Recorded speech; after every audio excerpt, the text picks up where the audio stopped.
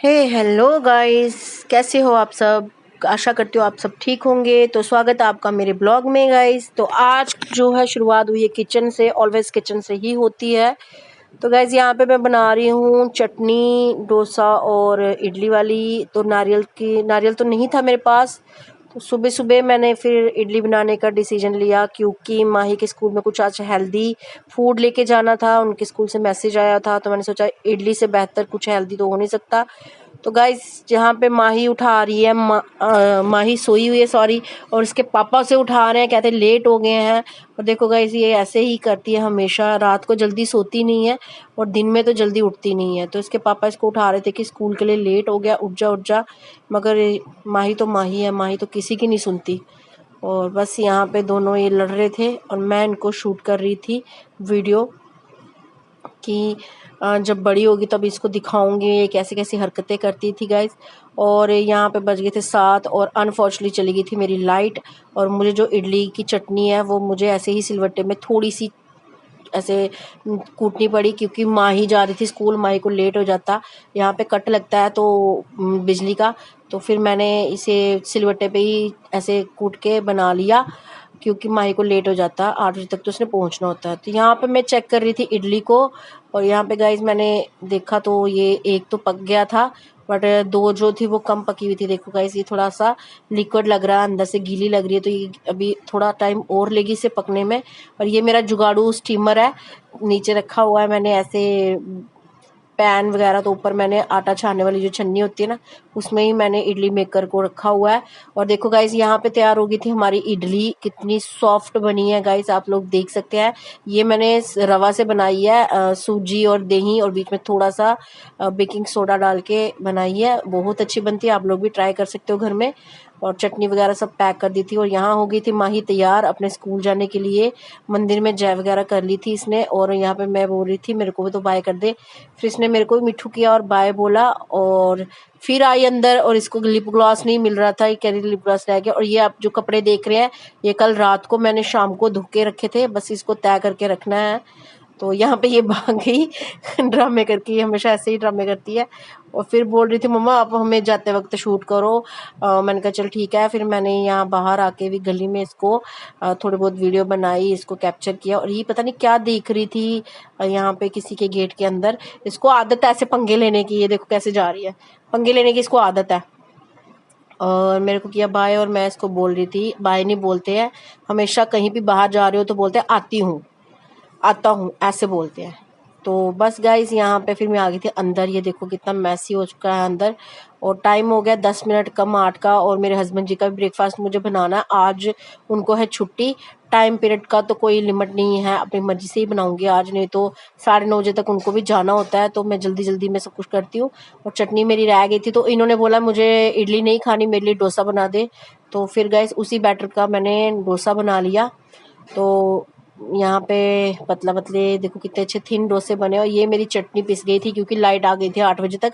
फिर मैंने ग्राइंडर में ही चटनी को पीसा, इससे काफ़ी अच्छा टेस्ट होता है। और तड़का लगा दिया था मैंने इसको राई का या सरसों, जो भी आपके पास हो। फिर यहाँ पे मैंने अपने हस्बैंड जी को दे दिया था नाश्ता, डोसा, चटनी और चाय।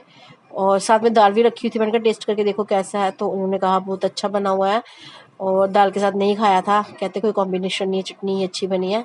तो यहाँ पे ये डोसा खा रहे थे, अपना नाश्ता वगैरह सब कर रहे थे। तो बस मैं पूछ रही थी इनको कि क्या बनाऊँ, उन्होंने कहा दोपहर को बताऊँगा क्या खाना है, अभी फ़िलहाल तू भी नाश्ता कर ले। और यहाँ पे फिर मैं बना रही थी अपने लिए भी डोसा। देखो गाइस ऐसे ही बनाती हूँ मैं, पहले तवे का टेम्परेचर जो है वो थोड़ा मीडियम पे रखना होता है। मेरे को भी नहीं आता था यार, मैंने इतनी बार ट्राई किया ना ये डोसा, तो कभी मेरे से नहीं बना। बाय लक मैंने यूट्यूब देख देख के ना बहुत बार अपना बेड़ा गर्क करा करा के ना सब सामान का, अब जाके मुझे डोसा बनाना आ गया। क्योंकि temperature is most important, temperature सही होना चाहिए तवे का। और देखो यहाँ पे थोड़ा सा यहाँ बैटर रखना है हमने, और इसे हमने थोड़ी देर ऐसे रखना है। तो फिर धीरे धीरे धीरे करके इसको स्प्रेड करते जाना है हल्के हाथ से। जितना आप हल्का हाथ रखोगे इतना ही ये थिन बनेगा और एक्यूरेटिक परफेक्ट बनेगा ये गाइस। पेशेंस की ज़रूरत है। और सबसे मोस्ट इम्पॉर्टेंट है टेम्परेचर। टेम्परेचर आपका बिल्कुल नॉर्मल होना चाहिए, ना ज़्यादा पका हुआ चाहिए, ना ज़्यादा मतलब गर्म होना चाहिए, ना ज़्यादा ठंडा होना चाहिए टेम्परेचर इसका। तो यहाँ पे मैंने अपने लिए बनाया था लास्ट में चीज़ वाला डोसा। ये मैंने चीज़ डाला जो आपको ऐसे बबल से दिख रहे हैं, क्योंकि माही के लिए मंगवाया होता है ना, मैं थोड़ा सा ही लेती हूँ, मैं कभी माही की चीज़ें नहीं खाती, मेरी बेटी की हिस्से की होती है तो वही खाए तो बेटर है। थोड़ा सा मैंने लिया था और ऊपर डाला था ऑरिगेनो, थोड़ा टेस्ट को इन्हेंस करने के लिए, और कसम बहुत अच्छा बना था। देखो गाइस कितना अच्छा, ये पहले मैंने बिना चीज़ के बनाया हुआ था, कितना अच्छा बना हुआ है यहाँ पे। ये मैं इसको अब क्रश करके बताती हूँ, देखो कितना क्रिस्पी बना है। उसके बाद फिर मैंने इसको रख दिया था, आपको बता रही थी, और फिर मैं यहाँ पे गैस को थोड़ा हाई कर लिया था।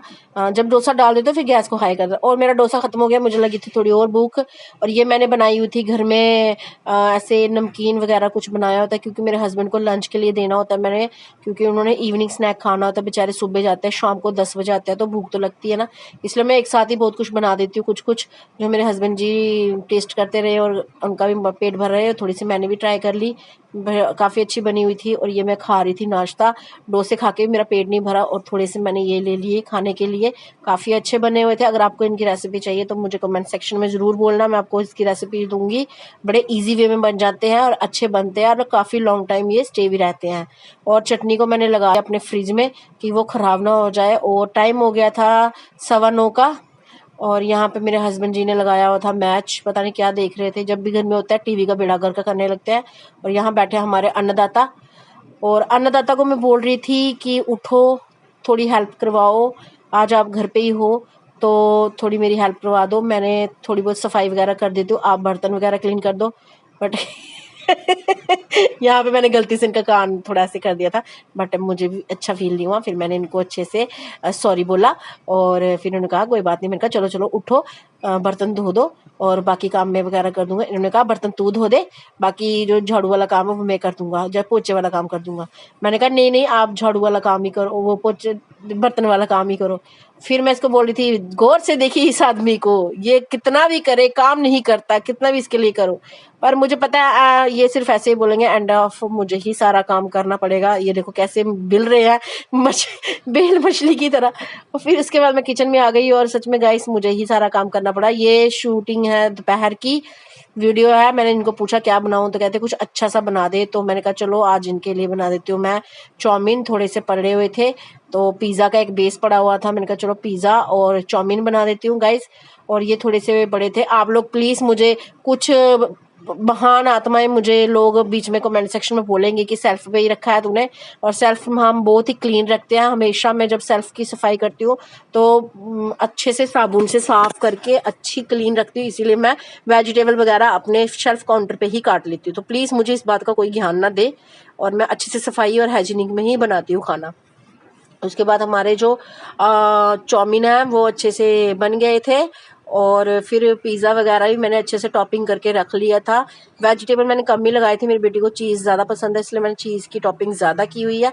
और बट इसको मैं ओवन में नहीं बनाऊंगी, मैं इसको बनाऊंगी तवे पे, क्योंकि एक ही पिज़्ज़ा इसके लिए कहाँ मैं ओवन निकालती फिरूंगी, इसलिए मैंने सोचा चलो मैं इसको बना। और फिर मैंने रात को ही बना के रख लिया था, थोड़ा सा मैंने इसके लिए बनाई थी आइसक्रीम, थोड़ी सी पान के टेस्ट वाली, पान इलायची टेस्ट वाली बनाई थी। ये थोड़े से रोज़ पेटल और कुछ डेकोरेट किया था, काफ़ी टेस्टी बनी हुई थी।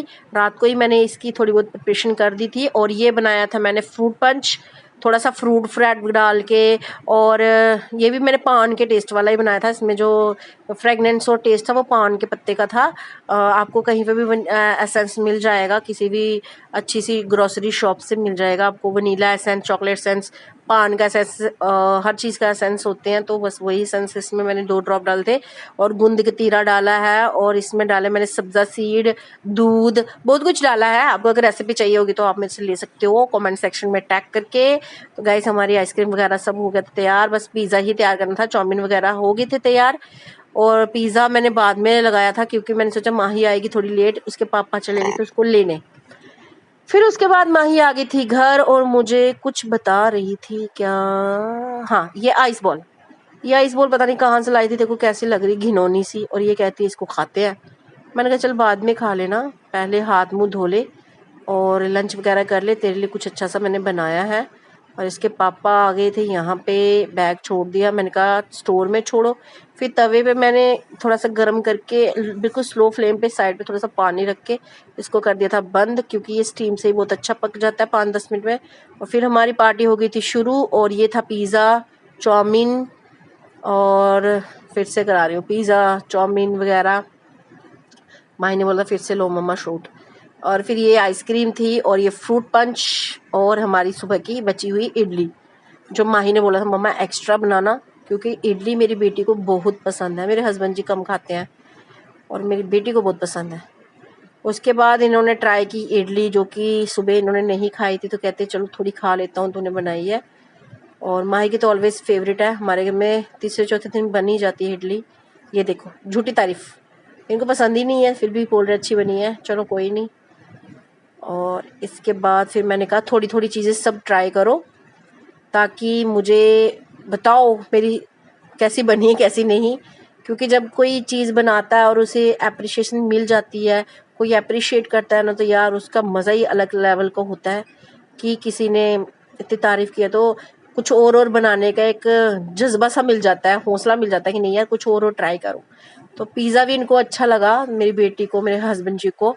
मैंने भी बाद में इन दोनों को ज्वाइन किया था, पर पहले मैं इन सब की ही दोनों की वीडियो बना रही थी कि ये खाते वक्त थोड़ी बहुत देखे कैसा बना कैसा नहीं। और मैं इनको हमेशा यही बोलती हूँ कि भाई ऑनेस्ट रिव्यू देना, ये मत बोलना कि मेरे डर से कि हाँ अच्छी बनी है कैसी बनी है, क्योंकि अगर कुछ कमी निकालेंगे तो मेरे लिए अच्छा है कि नेक्स्ट टाइम अगर कुछ मैं बनाऊँ तो उसमें इम्प्रूव करूँ मैं, कि हाँ भाई वो गलती थी तो मैं नेक्स्ट टाइम कुछ खाने के लिए बना रही तो क्या गलती हुई थी उस चीज़ का मैं इम्प्रूवमेंट करूँ। उसके बाद मैंने माही को दी ये आइसक्रीम, मैंने कहा ये भी ट्राई कर। वो बोर को बोल रही थी मम्मा एक साथ ही सब कुछ खा लूँ, मैंने कहा चल आज बनाया तो टेस्ट कर ले। तो इसके बाद मेरी बुल्लू ने की आइसक्रीम टेस्ट, मेरी बुल्लू को अच्छी लगी तो समझो सब कुछ अच्छा है। और ये देखो इसकी ओवर एक्टिंग इसकी नहीं सच में अच्छी बनी थी, मैंने भी ट्राई की थी, काफ़ी अच्छी बनी हुई थी। तो ये सब था हमारा पार्टी टाइम। उसके बाद हम शाम को नहा धो के चले गए थे पार्क में। और ये हूँ मैं, थोड़ी ज़्यादा ही हेल्दी हो गई हूँ, थोड़ा वेट कम करने की कोशिश कर रही हूँ, बट अनफॉर्चुनेटली नहीं हो रहा, नाकाम कोशिश। तो इसके बाद फिर मैंने अपने आप को शूट किया, क्योंकि सब मुझे बोलते हैं कि आप वीडियो में नहीं आते हो, तो मैंने कहा चलो आज मैं खुद को भी शूट कर लेती हूँ। उसके बाद फिर हम आ गए थे पार्क में। और ये है माही का आउटफिट, उसने मेरी मर्जी से ही डाला था।